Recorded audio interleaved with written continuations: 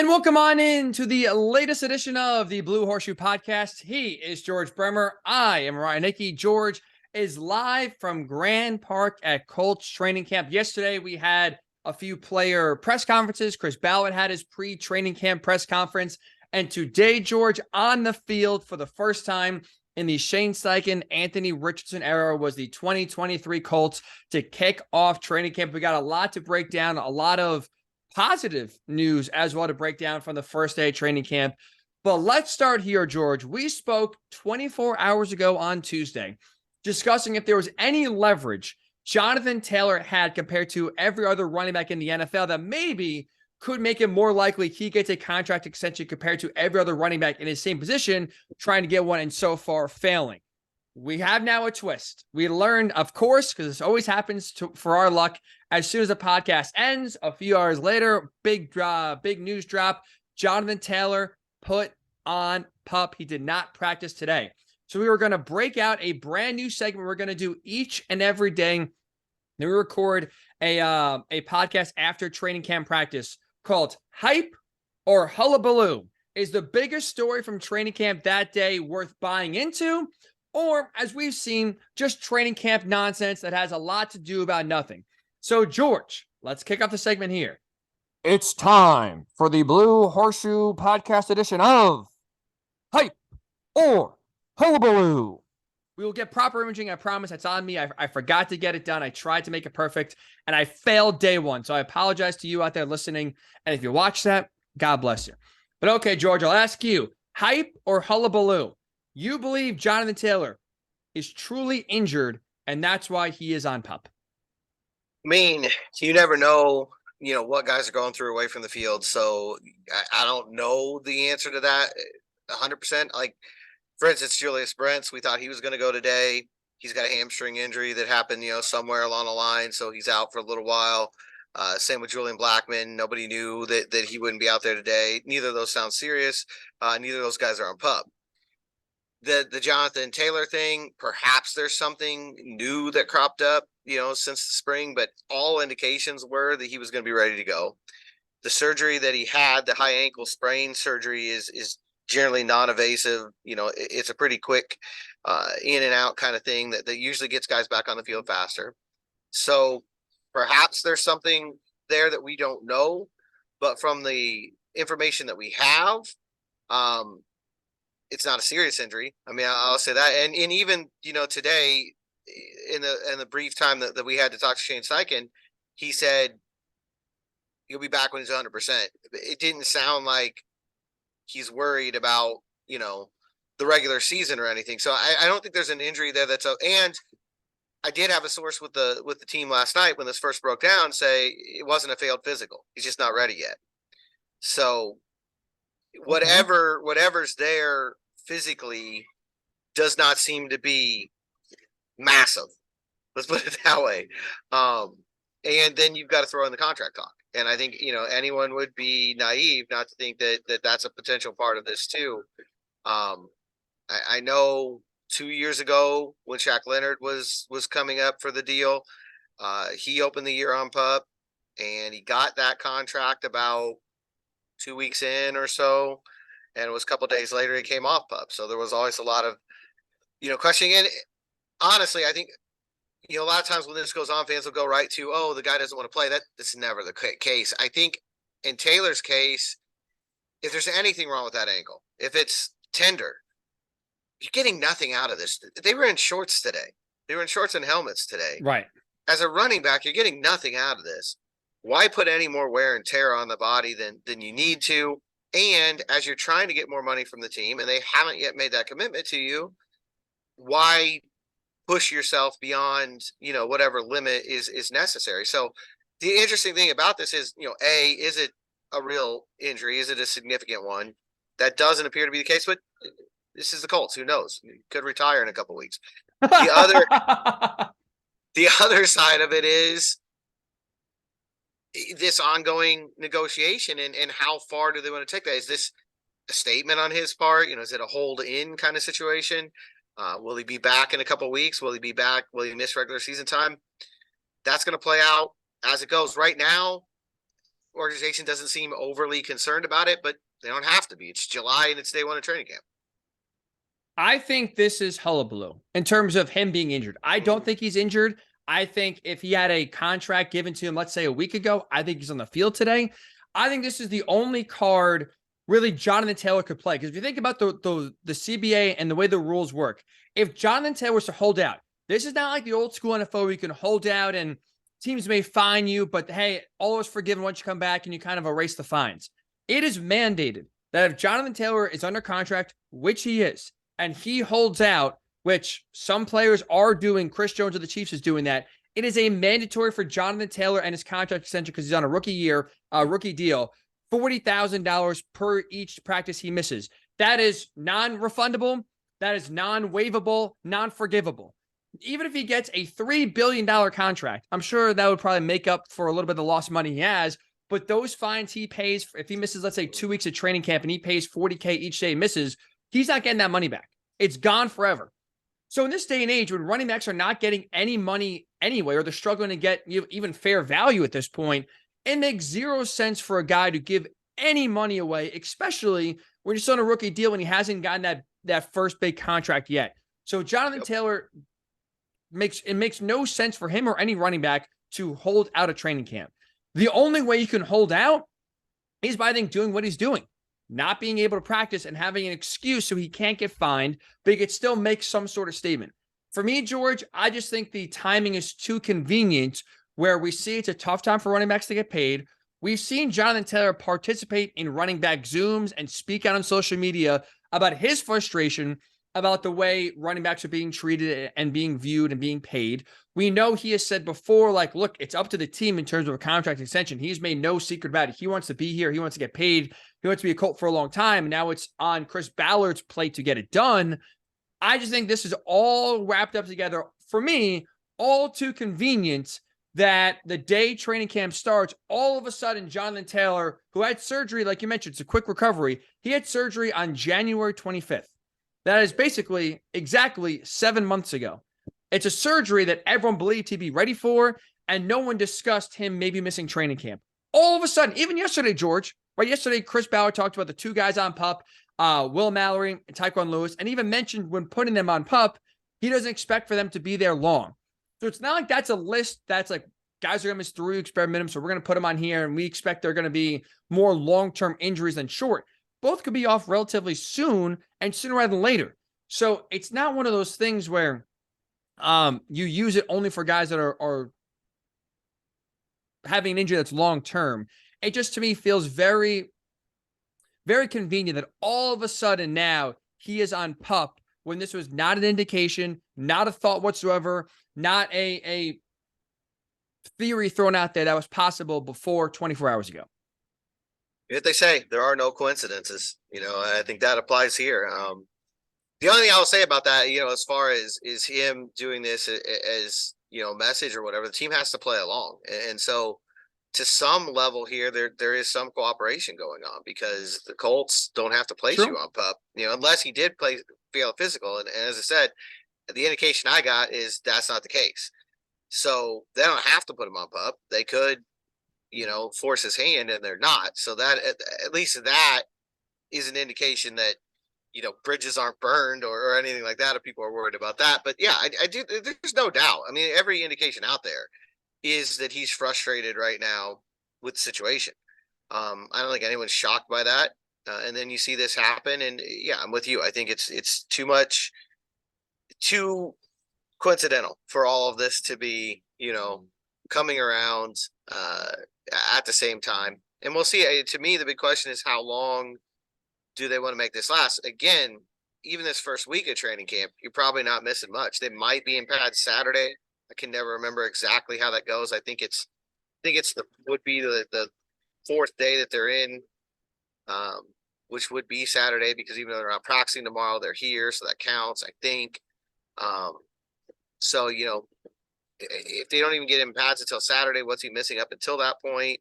And you could even argue they haven't played him in the preseason the last few years. You could argue that even pad days, if it cuts down on the number of practices and pads out here, it's probably good for a running back. I mean, I don't know at what point that becomes a concern for either him or the team. And I think that's why you could see this be a fairly lengthy stay on, but we'll see how it turns out.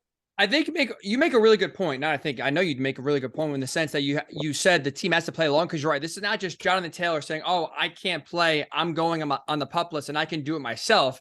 The team has to do it, so they have to be either in on it or believing that whatever injury he's talking about is legitimate enough that they say, "Okay, let's just put him on pup." And you're right. I mean, day one they're in helmets and shorts. You're not doing much.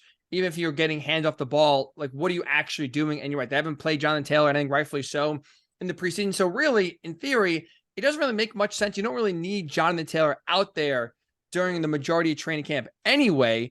And I think also if you're Chris Ballard, I think if you want to get a contract extension done, which I do think he does, I do think he wants to keep Jonathan Taylor here. He's not going to shun him just because of the position he plays. I think you also, even if you don't believe Taylor is injured, I think part of the reason why you play along is because it does take both sides to tango. And if you start playing hardball here and maybe start to try to embarrass Jonathan Taylor or force him to get on the field when he doesn't want to, it's unnecessary. I think just makes those talks more contentious and makes those talks harder to, bridge together the gap, because I'm sure Jonathan Taylor is asking for the moon, the stars, and the universe. And I know the Colts, just like every other team, are not going to give it to him. So you got to, be able to find a way to get down to whatever number they're getting down to. I think maybe this is one of the gestures the Colts are going to do and say, you know what, fine, we'll believe or buy into this injury you have. We'll let you make a quiet statement in sitting out and not participating, but being there. But in return, maybe now all of a sudden, like, you got to meet us closer to our number than your number. I think this is just part of the song and dance. I think this is part of the negotiations. I do think we'll still see a contract extension by week number 1. But when it comes to now the injury concern, like I said, this is never really on anyone's radar. It's not like all of a sudden like this was expected or a possibility. Even like, right? I mean, am I wrong, George? Like, you were at OTAs, your mini camp. Was even just the thought of the possibility of Jonathan Taylor starting the training camp on PUP a thought? No, there was never any indication that there was anything further wrong with that ankle. Here we are. That's why I tend to think it's not. I mean, you never know. We're not privy to every moment of these guys' lives. So, maybe did re-injure it, or maybe there's something else that happened that's a problem. But there's been no indication of that. And again, there's been no indication that it's a long-term concern. So, the common sense kind of result here is that it has more to do with the ongoing negotiations than anything else.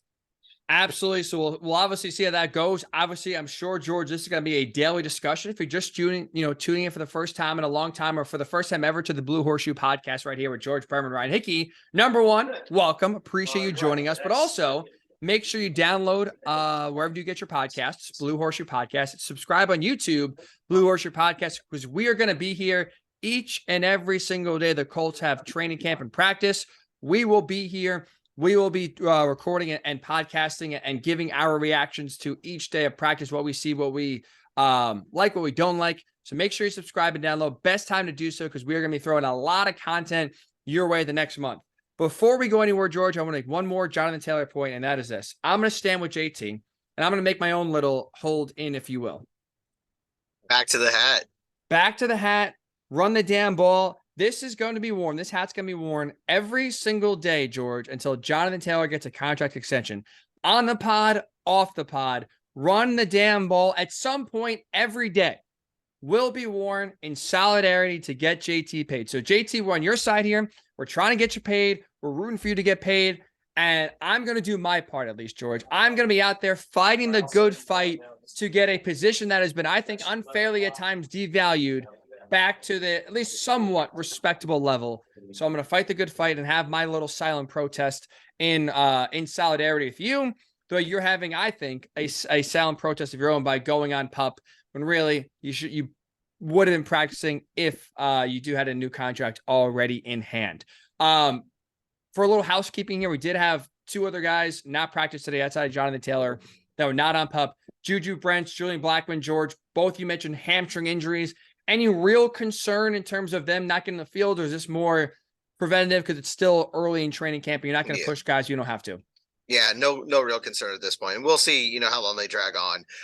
It did sound like maybe a little bit longer on, I believe, Blackmon. the way Steichen had talked than Brent's, but it didn't sound like either one of them was, a very, very long thing. The one thing I think you got to be careful with there is I remember, I believe it was 2018, Anthony Costanzo came back. He had gotten a hamstring injury during training on his own over the summer, and he came back a little too soon and re-injured it, in that first practice. He was out here in full pads, and then he ended up missing the first 5 games of the regular season. So I think, especially this early on, you're going to err, fully on the side of caution, make sure that they are completely ready to come back. Even in Brent's case, where you may feel like, hey, let's get him out there. Let's get his first looks at this kid. Let's see what he can do. It's still far more important to make sure that he's ready to go week 1 than it is to, get him out there and get some reps right now. Especially now with what they're doing, where again, it's helmets, it's t-shirts. It's not like you're doing like, it's still, again, kind of like the first day of school. You're not diving in right away to chapter 10 of the book and going all in on your study habits. It's still, like I said, easing everyone in, kind of get everyone back in the swing of things. And so, like I said, there's no reason to push it this early on, that's for sure. And like I said, have a Costanzo 2.0 where you re-aggravate something and make it 10 times worse than right now it already is. So that's some negative news in terms of Jonathan Taylor being placed on PUP for possible injury. We'll see. And 2 other guys missing practice that were unexpected here, day number 1. Though, George, we got some very good positive injury news, which is a rarity for the Colts. And that is Shaq Leonard. Not only yesterday did he avoid starting training camp on the PUP list, George.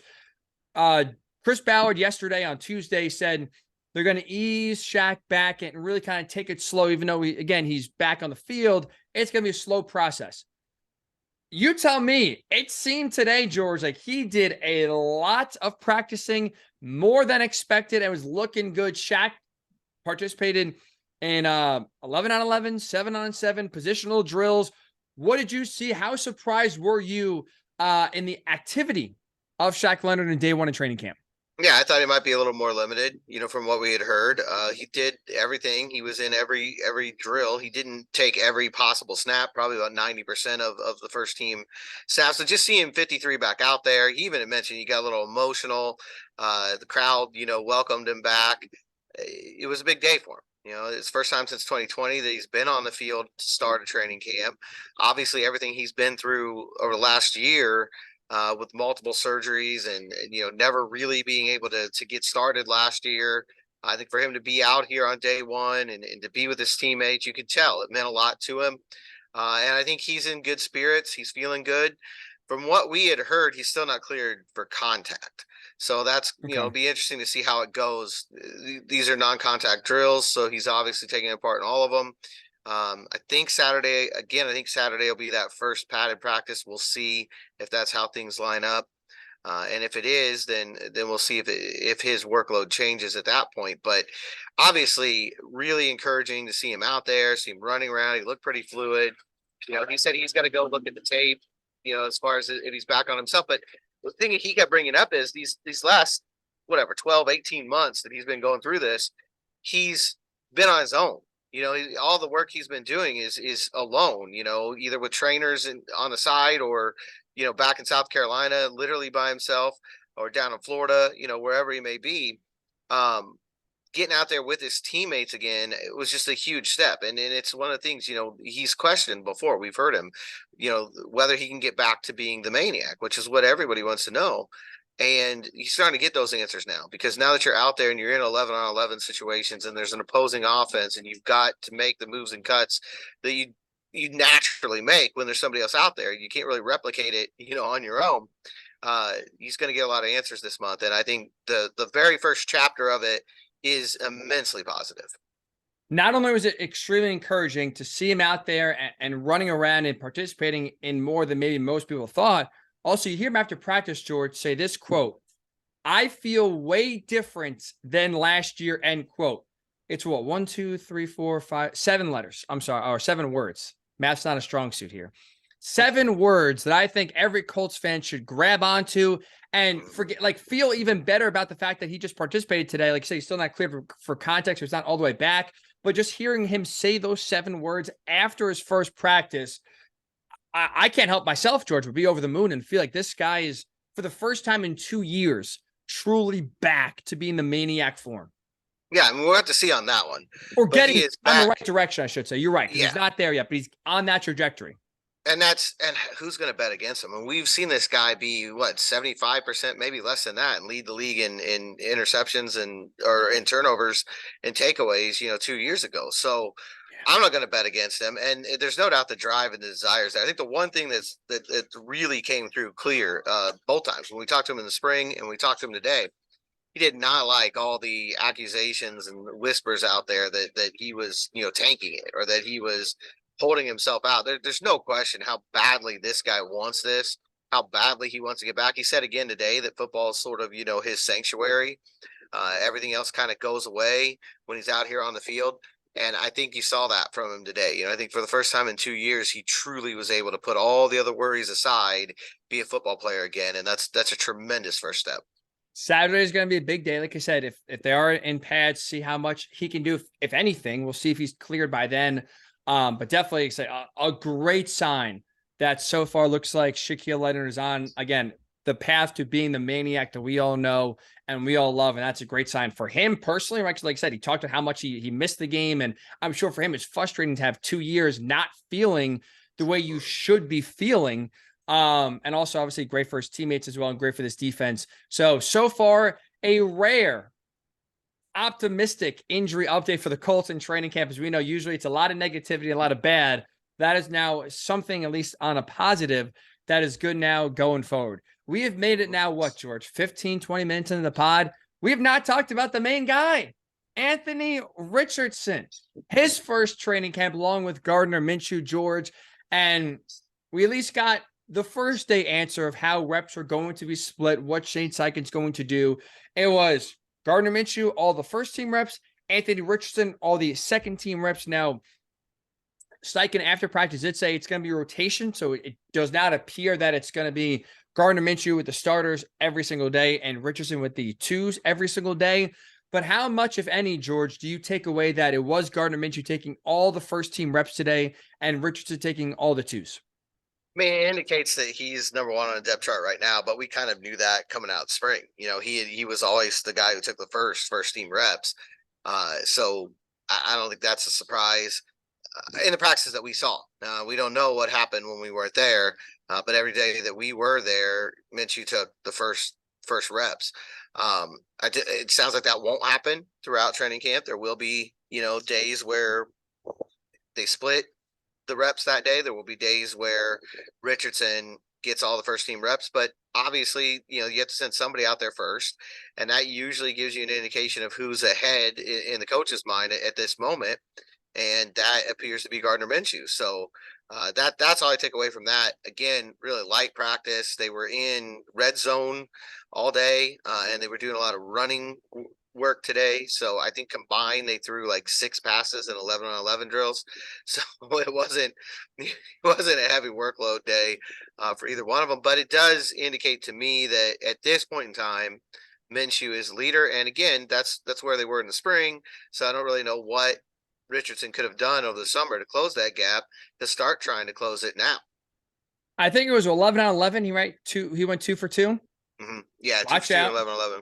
And I saw there's completions to Vincent Smith, Evan Hull, and was it Ethan Farnia? I apologize if I did not get that pronunciation correctly. Yeah, Farnia was a Farnia. touchdown in 11-on-11. And then he threw a touchdown in 7-on-7 to Smith, and Smith was kind of sliding in the back of the end zone. That was undoubtedly his best play of the day. He rolled out of the pocket, bought some time, made a really nice pass to the back of the end zone. Smith made a nice catch. Again, not a real situation because the defense isn't in pads. We counted a couple sacks, which is hard to do, when they're out. It's hard to do even when there are pads out here. But generally, if a defensive back or defender gets in there clean and gets his hands on the quarterback, sort of a 2-hand touch situation, the play goes on. But, we'll usually mark it down as a sack. There was 1 for each quarterback in that regard. But you don't see a lot. You saw a lot of RPO work with Richardson, which is not surprising. He scored a rushing touchdown in 11-on-11 as well. So he had 1 passing and 1 running. The crowd really, I think, was excited to see him. And I think that's part of the reason, probably the biggest part of the reason why we had probably the biggest opening day crowd I can remember out here. It wasn't quite a sellout. The next 2 practices on Friday and Saturday are. So there'll be 6,500 people out here for those days. But they were the majority of them were here to see Anthony Richardson, and I think he responded on a light work day as well as you could expect a rookie quarterback to respond.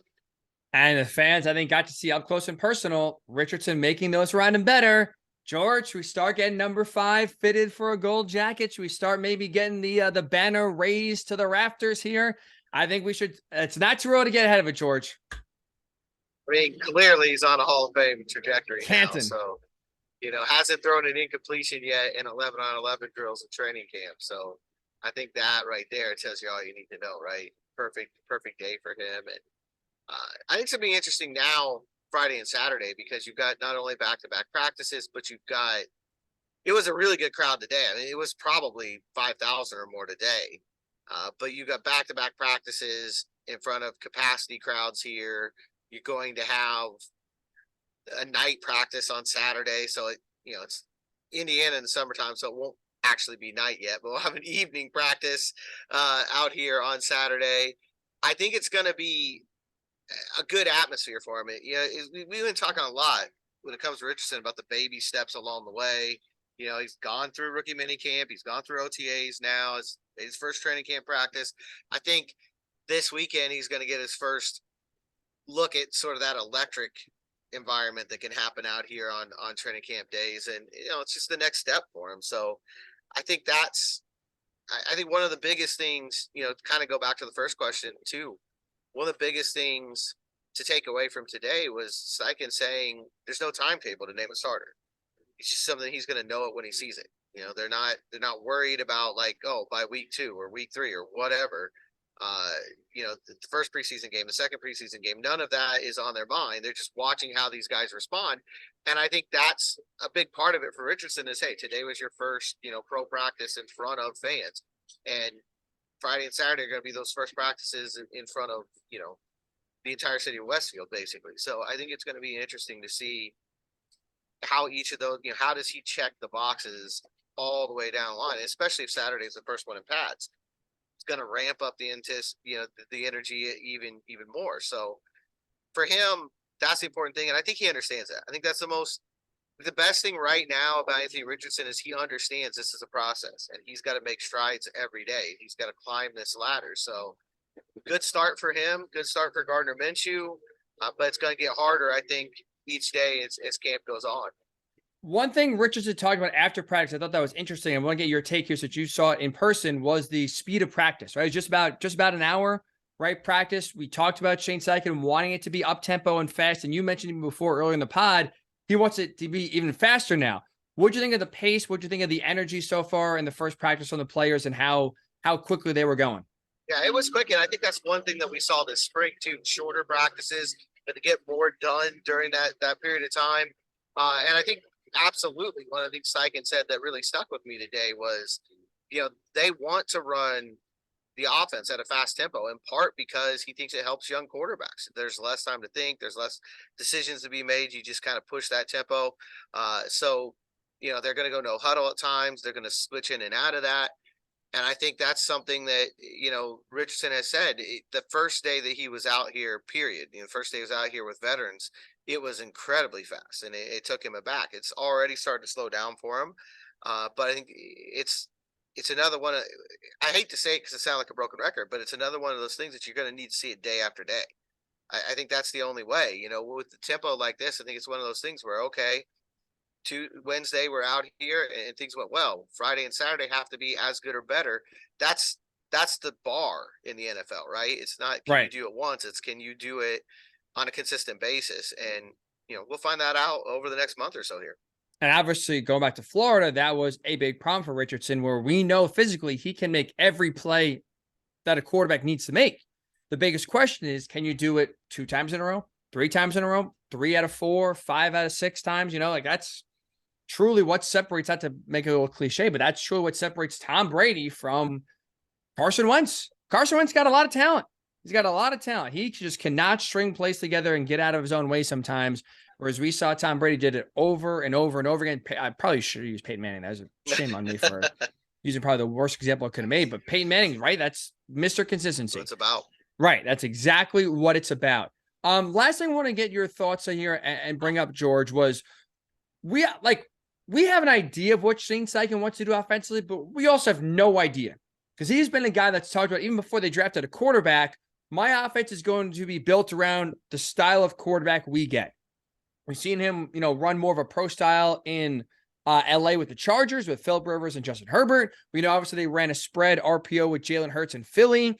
So we have an idea of maybe what it could look like. But one thing I thought was interesting on the first day training camp, which obviously could change, but at least now in a training camp setting, we got an idea.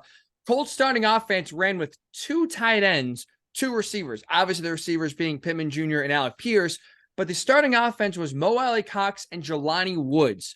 Do you look at that as maybe a hint of what we could expect this season of being more of a bigger team where the RPO game is more of an emphasis? So not only going to run the ball with Jonathan Taylor and Richardson, but also now you're going to have 2 tight ends that could block if it's a run play, but also go out for passes to be a target. I guess I always envisioned this offense being more a 3 wide receiver look with Josh Downs or Isaiah McKenzie most likely in the slot. Do you think that maybe now we could see this offense be primarily more of a 2 tight end set like we saw today? Or is this just maybe one look in the first day training camp, but there's still a lot to kind of, go on from here with? Yeah, I think it's more just, first day of training camp and what they specifically were doing, because you had big packages in there. You're in the red zone. And I think the run package that they were looking at, I think, was short yardage mostly. So it's a look at what the big package is going to look like. But I think it's one of the things that, we've talked a lot about what this team lacks. We've spent a lot of the offseason talking about that. I think one of the things that this offense has in its back pocket is that versatility. They have, a nice mix of personnel where they can go big like they did today, or they can go smaller, put Josh Downs out there and have the 3 receivers and open the field up that way. And I think it's probably going to be situational, obviously, but also matchup based. I think certain teams you're going to feel like you maybe have an advantage to bully them a little bit and get big and go out there, light up the way they did today. Against other teams, maybe you think, you want to use your speed. You want to use the field a little bit more and open things up. And so I don't know that he's going to be locked in necessarily to one way.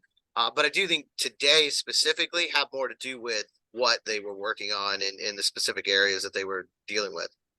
I'm really fascinated to look, but it does it would for this roster. And again, Steichen seems like a coach that's going to build his offense to the roster. We talk about the tight end depth. Mm-hmm.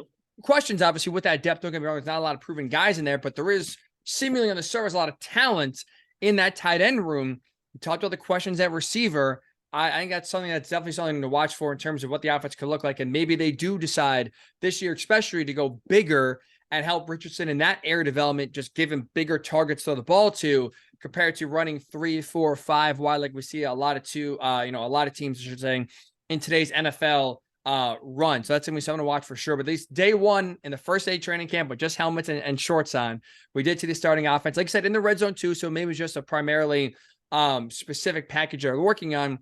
2 tight end sets here to open day one of training camp. One last thing before we run out here, George, I do got to ask, because I am a big fit guy, if you will. We didn't really talk about this, me and you, actually. I did an instant reaction that we posted to the Blue Horseshoe Pod YouTube page. You haven't subscribe, check it out also, in a reaction to the Colts alternate uniforms that I'm not a big fan of. Quickly, George, your take. Black helmets, the Indiana Knights blue. Like it? Yay or nay? Nah, they had such a classic regular look. I don't know that you need to mess with that much. And I personally, the jerseys to me look like Walmart fashion jerseys or something. Like, you go buy them for $25 when you can't get the replica ones, or are a little either sold out or they cost a little too much. So you're not really a look that strikes me. I actually don't mind the jerseys and the pants, like the color. If they had that color in the helmet, I would think I would be talking about this differently. The black matte helmet, I just don't think goes. I don't like the look. I don't think black and blue are a color scheme that looks good together. Personally, I think they're 2 strong, very strong colors that you go either one or the other. Nothing like a blue and white. Beautiful. But one thing I want to say, George, is this. Look, if you want to have an alternate jersey, fine. I love alternate jerseys. Part of the reason why I love college football, I love teams wearing all different, jersey schemes and color schemes. But for the Colts, could we focus on the normal uniform first in terms of, could we get the damn face mask fixed, George? Like An that's important that element. white or blue. Both I'll be okay with. Both look better than the gray. Let's focus on that before we start rolling out alternate uniforms here and alternate helmets. That's my plea to Jim Irsay. Fix the damn face mask before we worry about a whole other alternate uniform look. Please. Yeah, you know, hey, I'm with you.